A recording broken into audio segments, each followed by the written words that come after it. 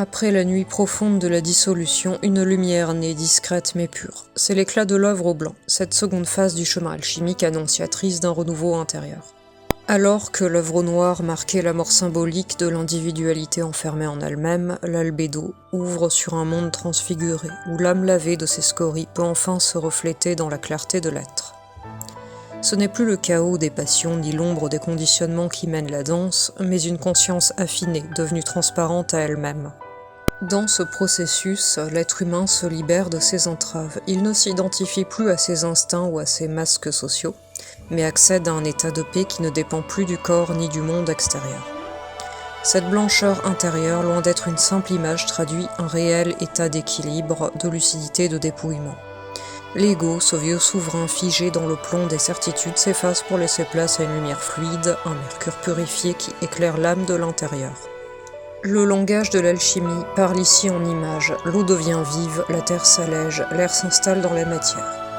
Tout est encore là, mais rien n'est plus pareil. Ce corps que l'on croyait voué à la poussière se révèle être le premier miroir de l'esprit, qui désormais l'habite sans s'y perdre.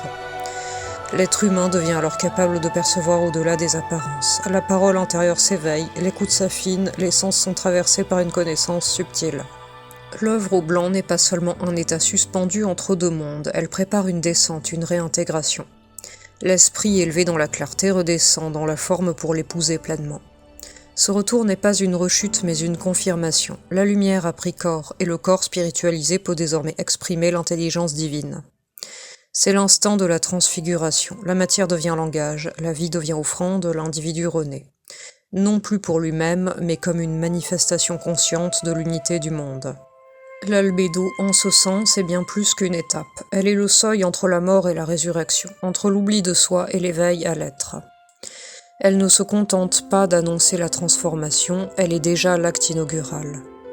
Là où les nuits se dissipent, une aube nouvelle commence à luire, non pas dehors, mais au cœur même de l'âme qui s'est reconnue. Bonne journée et à bientôt pour de nouveaux contenus.